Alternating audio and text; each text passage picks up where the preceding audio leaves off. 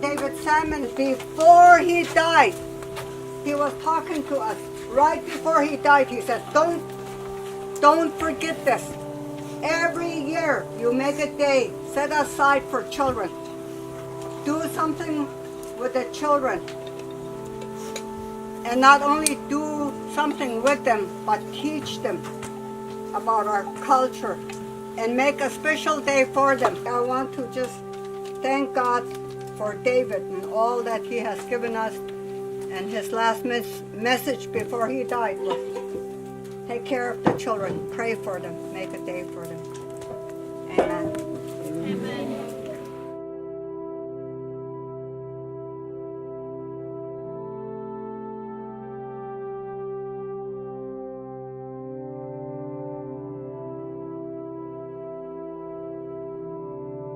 Marla Soyait.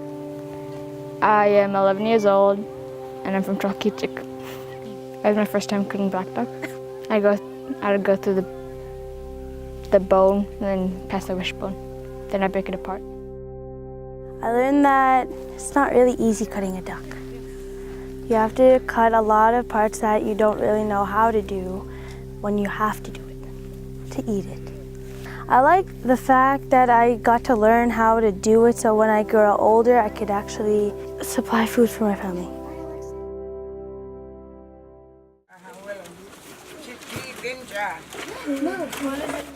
Okay.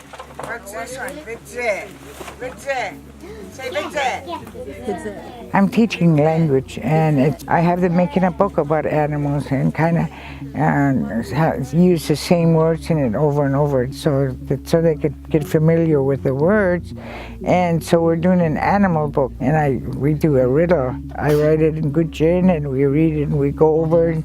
They say the words, and then they have to guess what animal I'm talking about. In Gwich'in, that's part of their culture, and we're losing it if they don't learn their language. And I think it's very important that everybody help teach the language, not only me, but the parents. Some parents are here listening, and if they just use what little Gwich'in they know, that could help out a lot. Otherwise, we'll lose the language. I think it's very important that they keep the language because that's part of their culture. And there's a lot of things that you can say in Gwich'in that you can never say in English.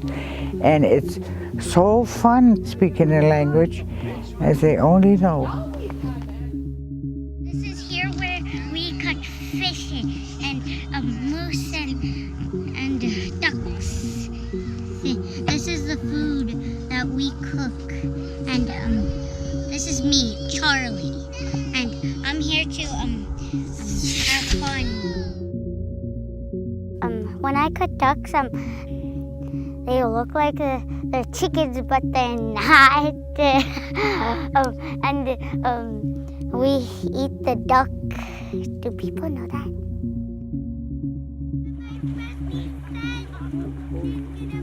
What I like about this camp is that we get to go swimming every day, and then we have fun activities, and I learned about everything is not about yourself. You have to always wear a life jacket in the boat, and you always have to behave at camp. Jason Johnson, Senior, with the Division of Wellness and Prevention. I'm the Health and Safety Educator, and I've been with the organization for 4 years now. Well, one of the activities that we did was called a Quick Change, and what it did, we had them partner up with a person directly in front of them, and we had them, first they had to look at each other and see what they're wearing, and what were some of the small things. Were they wearing glasses or shoes? What type of shirt they had on, hoodie or something like that. And so that after that, we had one side of the line look towards the river. The people that were left, they had to actually change 3 things about themselves. And with those 3 changes. They could be big changes or small changes. And then after a certain amount of time, maybe about 30 seconds, we have the other team turn back around, their partners turn back around and look at them and see if they could pick up on what those 3 changes were. And it just illustrated some of the behavior changes that we might experience, because whether or not we might be feeling sad, angry, or upset, things that start reflecting changes in their life.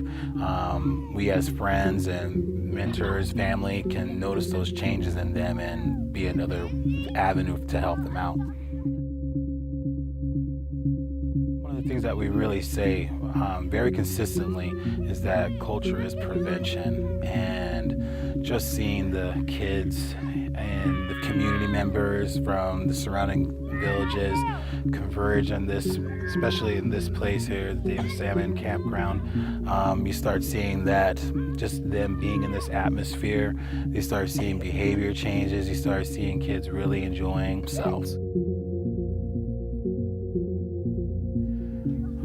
When camp's all said and done, I really think that they need to see that there's a community that really supports them, to walk away with new friends, new family connections that they might not have known they'd had before with others, greater knowledge and language and culture, also to have a good memory.